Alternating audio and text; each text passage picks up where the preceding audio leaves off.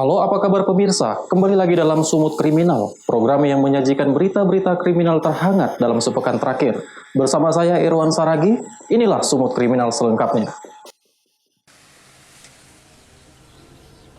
Pria berusia 23 tahun terpaksa ditembak oleh tim khusus anti bandit Satreskrim Polres Tanjung Balai karena melawan saat akan diringkus. Warga Kelurahan Pahang, Kecamatan Teluk Nibung, Tanjung Balai ini telah melakukan pencurian dengan kekerasan di dua tempat berbeda. Kapolres Tanjung Balai AKBP Putu Yuda menyebutkan, dalam bulan April 2020 berhasil meringkus 6 pelaku pencurian sepeda motor dan pencurian dengan kekerasan. Dari tangan mereka ditemukan barang bukti berupa 3 unit sepeda motor, handphone, serta pakaian. Para pelaku ini tergolong masih muda dengan usia 21 hingga 34 tahun. Mereka nekat melakukan aksi kejahatan tersebut karena ekonomi. Uang hasil pencurian tersebut rencananya akan dipergunakan untuk berfoya-foya dan bermain game online.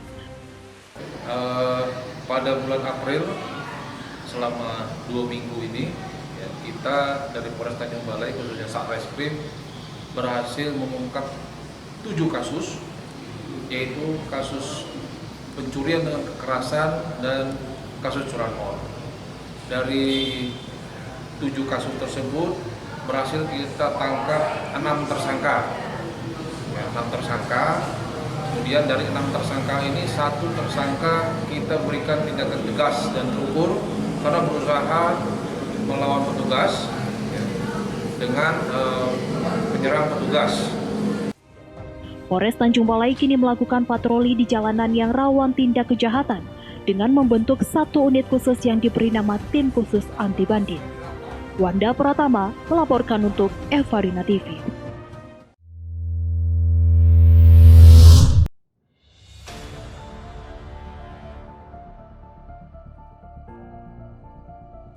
Dua pelaku berinisial ADK 23 tahun, warga Kelurahan Pabatu, Kecamatan Padang Hulu, Kota Tebing Tinggi, serta WF 22 tahun, warga Desa Kedai Damar, Kabupaten Sergai, diamankan petugas Polres Tebing Tinggi saat melakukan aksi pencurian sepeda motor. Kejadian berawal saat korban, warga Desa Kedai Damar, Kabupaten Sergai, keluar rumah dan tidak melihat sepeda motor yang diparkirkan di teras rumahnya. Korban pun langsung membuat laporan ke Polres Tebing Tinggi. Berdasarkan laporan korban, tim Buzzer Polres Tebing Tinggi melakukan penyelidikan dan menangkap pelaku yang merupakan residivis mantan napi kasus penadah barang curian di kediamannya. Dalam pemeriksaan, pelaku mencuri sepeda motor untuk keperluan sehari-hari. Pas jalan-jalan Pak, nah, terus lapak saya itu dalam penganiayaan dia. Dia sempat dijual? Belum. Terus ini, rencananya setelah dijual kan dapat uang ya? Uang hasil penjualan itu rencana mau diapain? Biar sewa rumah Pak. Udah nikah? Udah Pak. Berapa anak? 1. Kapolres Tebing Tinggi AKBP James Parlindungan Huta Gaul mengatakan, kedua pelaku terpaksa diberi tindakan tegas dan terukur dengan timah panas di bagian kaki karena melawan saat ditangkap.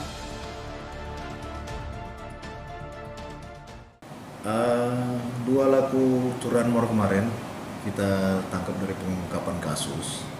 Itu adanya tindak pidana curas, itu berupa 1 unit motor Honda Vario. Kemudian ada 1 barang bukti kunci L, itu yang buat membongkar stop kontak daripada sepeda motor tersebut. Itu ada 2 pelakunya yang sudah kita lumpuhkan. Yang pertama atas nama Ade Dwi Kurniansyah, kemudian yang kedua WF alias Wildan.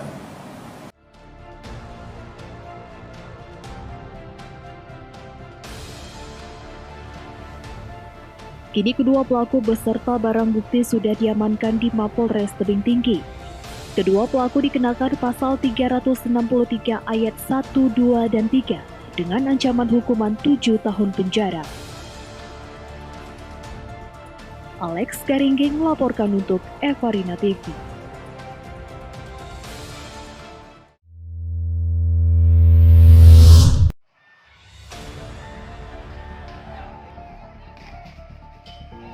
Beginilah aksi tawuran warga di Kecamatan Tanjung Tiram, Batubara. Kedua kelompok remaja terlihat saling lempar dengan menggunakan batu, botol, dan kayu. Bahkan terlihat dalam rekaman video amatir. Ledakan mercon saling lempar dengan petasan, turut mewarnai aksi tawuran di Jalan Rakyat, Kelurahan Tanjung Batubara. Mirisnya tawuran yang berlangsung selama kurang lebih 3 jam tersebut, tidak terlihat adanya petugas keamanan yang membubarkan para pelaku. Padahal tawuran antar kelompok remaja ini sudah berlangsung selama 2 hari pada setiap paginya. Menurut Lurah Tanjung Tiram Khairul Muklis, pertikaian terjadi akibat saling ejek antar gang dan sangat meresahkan masyarakat. Hal ini juga berdampak kerusakan pada rumah warga akibat lemparan kedua kelompok yang bertikai. Tawuran berhenti setelah pihak keamanan turun dan membubarkan aksi tersebut. Saat ini pihak kelurahan dan kecamatan sudah berkoordinasi dengan pihak keamanan TNI Polri untuk mengambil langkah untuk mengatasi tawuran tersebut. TNI Polri juga akan bertindak tegas terhadap para pelaku untuk memberi efek jerah agar tidak terulangnya lagi tawuran tersebut. Taufik melaporkan untuk Evarina TV.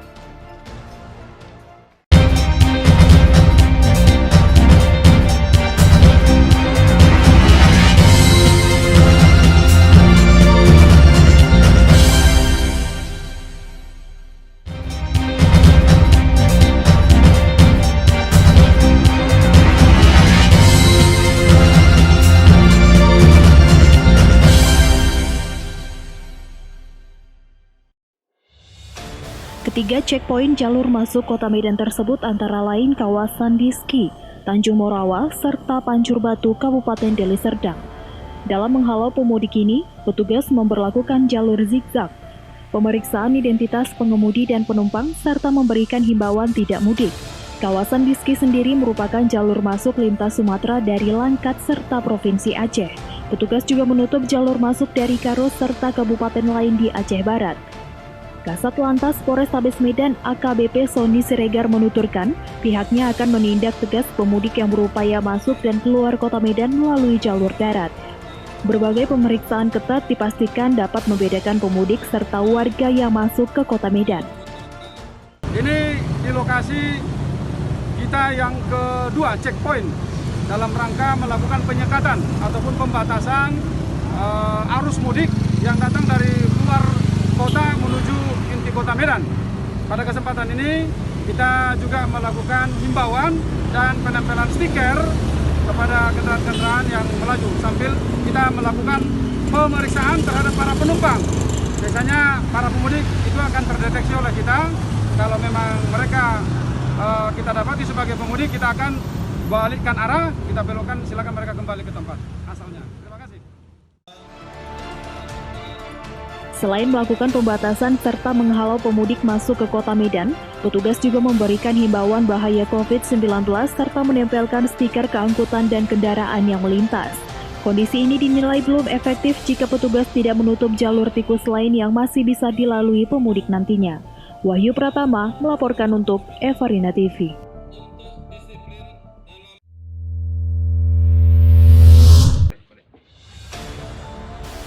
Kapal yang berisikan 14 pria, 4 wanita, serta 1 balita ini dievakuasi petugas dan langsung dibawa ke posko pemantauan Lanal Tanjung Balai Asahan. Untuk mencegah penyebaran COVID-19, para pekerja migran ilegal ini disemprot cairan disinfektan dan dilakukan pemeriksaan suhu tubuh. Tidak hanya itu, seluruh barang bawaan tak luput dari pemeriksaan petugas. Selanjutnya, para pekerja migran dibawa ke posko karantina sementara COVID-19 Kota Tanjung Balai. Salah satu pekerja migran mengaku sudah 7 hari terombang-ambing di laut. Tidak hanya itu, mereka dikenakan biaya mahal, bahkan barang bawaan mereka hilang di perjalanan. Itulah dari kapal-kapal yang lewat-lewat itu kami minta itu. Ada yang ngasih, ada yang enggak. Kalau tak ada air minum, kami minta minum air laut. Kira-kira ini kan ada banyak lagi Kak TKI kita yang masih tertahan di sana? Oh, banyak masih. Sebelum dijemput, para pekerja migran dari berbagai daerah seperti Sumut dan Aceh ini dihimbau untuk melakukan isolasi mandiri selama 14 hari. Wanda Pratama melaporkan untuk Evarina TV.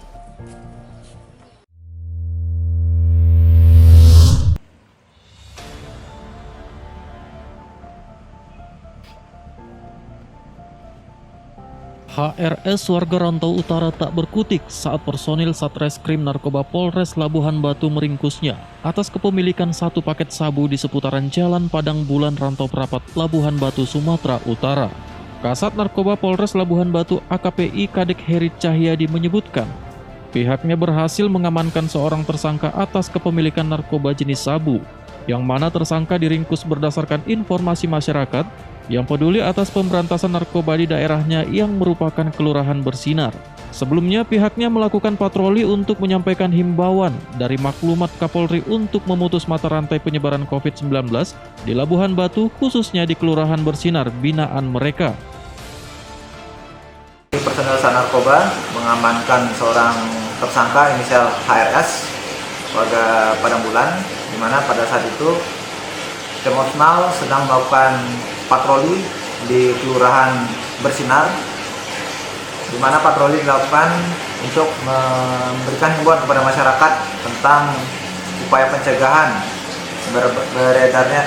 merebaknya virus COVID-19. Sehingga pada saat mendapat informasi tersebut, tim Osmal langsung bergerak dan mengamankan tersangka.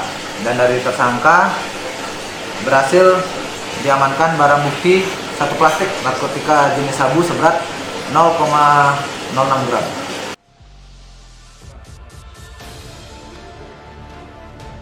Atas perbuatannya, tersangka kini mendekam di sel penjara Satres Narkoba bersama para tersangka tindak pidana narkoba lainnya. Ucok Sitorus melaporkan untuk Evarina TV.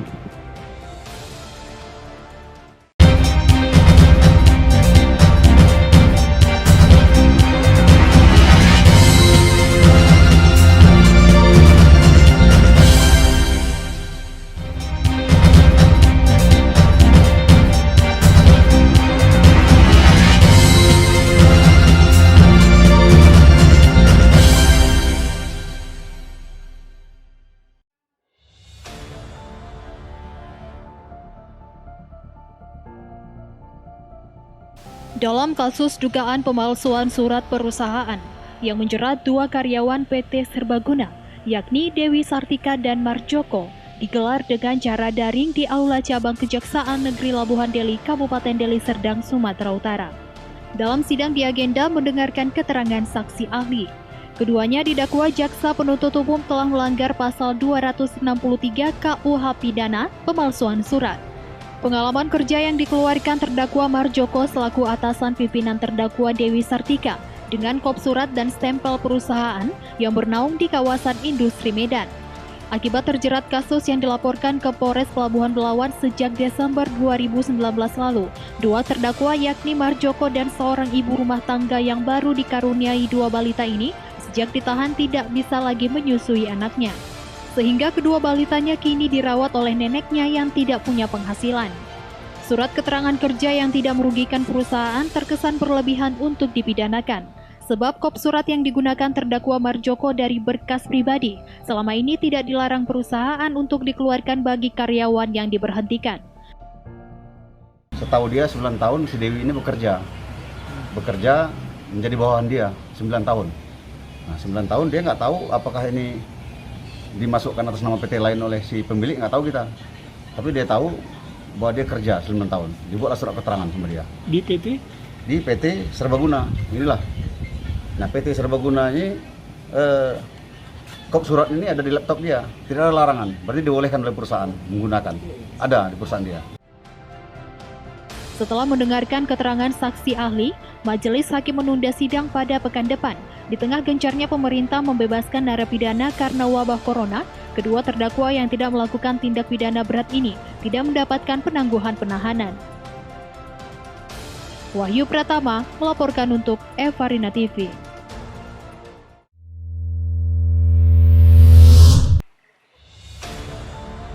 Kedua pelaku yang diamankan petugas berinisial MH, warga Jalan Rakuta Sembiring, Kelurahan Nagapita, Kota Pematang Siantar, bersama rekannya berinisial SW, warga Desa Dolok Maringgir 1, Kecamatan Dolok Batu Nanggar, Kabupaten Simalungun. Kedua pelaku diamankan di kantor perkebunan setelah selesai meminta sejumlah uang kepada pihak perkebunan. Sebelumnya, Kasat Reskrim Polres Tebing Tinggi, AKP Ramadhani kepada wartawan mengatakan, sebelum dilakukan penangkapan pihaknya sudah mendapatkan laporan dari korban bahwa 2 oknum wartawan tersebut telah melakukan penekanan dan pengancaman terhadap para manajer perkebunan Gunung Pamela, Gunung Para, dan manajer Silau Dunia. Pelaku meminta uang sejumlah 15 juta rupiah kepada korban. Merasa takut untuk diberitakan oleh pelaku, akhirnya korban menyerahkan uang tersebut. Setelah dilakukan penyerahan, kedua pelaku langsung ditangkap Satreskrim Polres Tebing Tinggi dengan barang bukti uang sebesar 30 juta rupiah dan 4 unit handphone. Pada hari Senin, tanggal 27 2010 sekitar pukul 9. Namun sebelumnya 2 minggu yang lalu kita sudah mendapat kabar bahwasanya ada 2 oknum wartawan atas nama SW dan MH sering melakukan penekanan atau mengancam kepada para manajer yang ada di distrik Sergei, yakni manajer dari Gunung Para, Pamela, dan Silau Dunia, akan mengancam memberitakan kepada mereka sehubungan dengan kinerja dari PTP khususnya di 3 kebun tersebut. Oleh pihak PTP, karena rasa takutnya akan diberitakan yang aneh-aneh, kemudian mereka menghubungi kepada kita menceritakan kronologis bahwasanya ada oknum wartawan yang akan memeras mereka. Atas perbuatannya, kini kedua pelaku dijerat dengan pasal 368 ayat 1 Junto 556 KUHP Pidana dengan ancaman hukuman penjara 6 tahun. Alex Garinggi melaporkan untuk Eva Rina TV.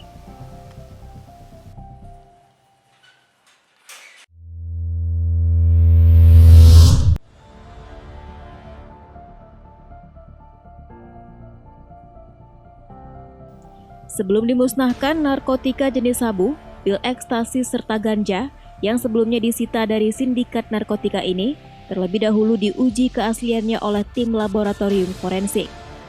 Pengujian dilakukan untuk memastikan apakah barang bukti yang disita dari para tersangka benar-benar merupakan narkotika. Pengujian barang bukti ini sendiri dilakukan di hadapan 5 tersangka yang belum lama ini ditangkap pihak kepolisian dari beberapa tempat di Kota Medan. Dalam operasi tersebut, 7 tersangka ditangkap, 2 orang tersangka terpaksa ditembak mati karena melawan petugas. Pemusnahan barang bukti ini sendiri dilakukan dengan cara dibakar dan diblender. Polisi juga menyisakan sebagian kecil dari barang haram tersebut untuk digunakan sebagai barang bukti di persidangan.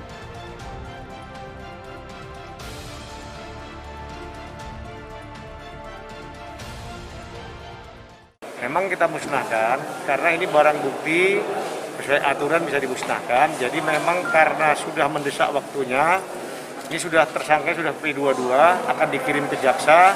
Kita selampirkan berita acara pemusnahannya untuk menyerahkan tersangka dan barang bukti yang sudah dimusnahkan.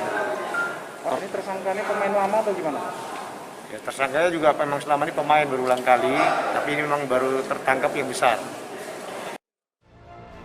Untuk memutus mata rantai jaringan narkoba, Polres Pelabuhan Belawan terus berkoordinasi dengan Polda Sumatera Utara dan BNN Sumatera Utara untuk menjaga perairan Belawan dan perbatasan Medan Aceh yang menjadi salah satu pintu masuk narkoba. Wahyu Pratama melaporkan untuk Eva Rina TV.